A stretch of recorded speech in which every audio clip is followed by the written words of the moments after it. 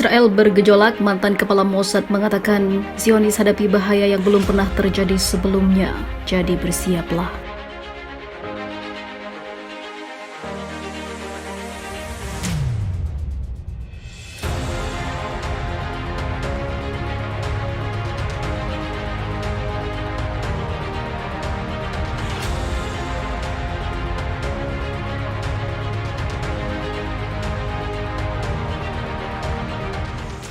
Mantan Kepala Mossad Tamir Pardo memperingatkan bahwa Israel sedang menghadapi bahaya yang belum pernah terjadi sebelumnya. Israel mencapai situasi yang sangat berbahaya mengenai perpecahan internal yang terjadi karena rencana sayap kanan untuk melemahkan sistem peradilan dan mengubah negara menjadi kediktatoran. Hal ini dilansir dari Channel 12, kata Pardo.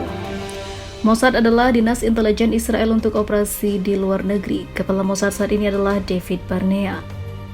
Saya berusia 70 tahun, saya tidak pernah membayangkan bahwa kita akan mencapai titik serendah ini. Ini adalah bahaya yang paling nyata sejak kemerdekaan, ujarnya. Mantan bos intelijen tersebut mengatakan Israel tidak perlu bom nuklir untuk dihancurkan. Negara kami telah memutuskan untuk mengalami metode penghancuran diri sendiri. Pardo bahkan menggambarkan metode penghancuran diri itu jauh lebih berbahaya dari ancaman eksternal. Setiap orang mengikuti dengan cermat apa yang terjadi dengan Washington, Iran, Hizbullah, dan juga Hamas. Sementara ancaman ini tidak ada. Apa yang terjadi mengirimkan pesan kelemahan kepada dunia, paparnya. Pardo lantas mengecam upaya pemberontakan yudisial yang diprakarsai pemerintah Perdana Menteri Benjamin Netanyahu. Membatalkan undang-undang dan mengubah otoritas yudisial menjadi permainan di tangan partai yang berkuasa berarti merobek dokumen kemerdekaan, ujarnya. Kini negara Israel terancam karena pemerintahannya bisa berubah jadi diktator dan seluruh warga kini turun ke jalan hingga berbulan-bulan demi kembali mendapatkan keadilan. Di sisi lain, Israel juga digempur sana-sini atas perlawanannya sendiri kepada bangsa Palestina. Kini masalah di Israel semakin memuncak, lantas saja mantan kepala Mossad mengatakan Israel dalam bahaya ganda.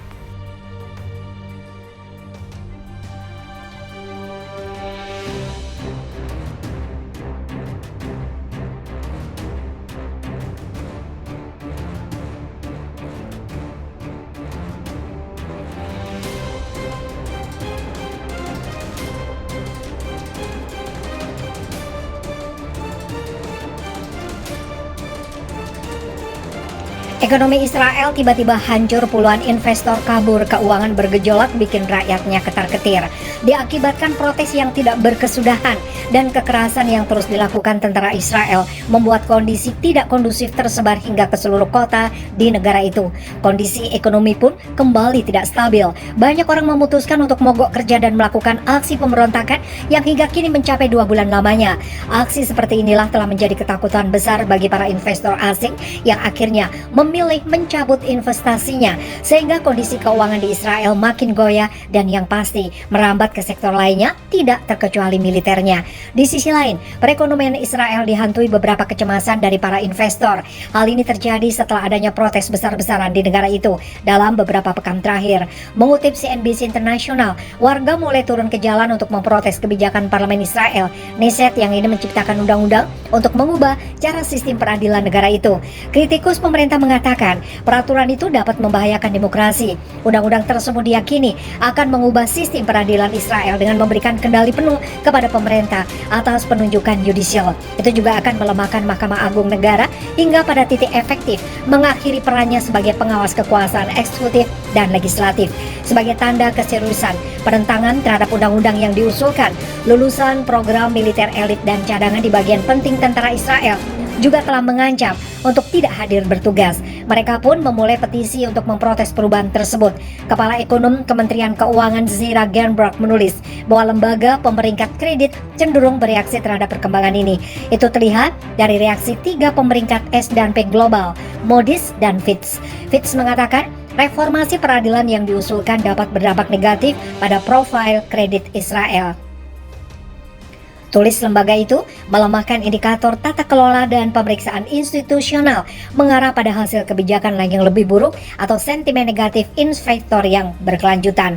Pengesahan aturan serupa di negara lain yang katanya telah menyebabkan pelemahan signifikan indikator tata kelola Bank Dunia. Indikator tersebut memainkan peran penting dalam membentuk peringkat yang diberikan ke negara.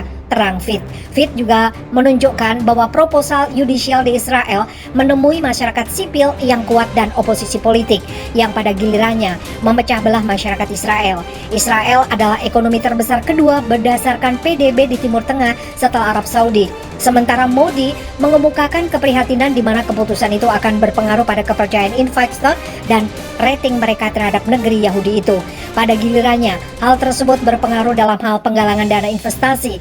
Implementasi perubahan semacam itu jelas akan berdampak negatif bagi penilaian kami terhadap kekuatan institusi dan tata kelola yang sejauh ini kami anggap sebagai fitur positif dari profil kredit berdaulat Israel.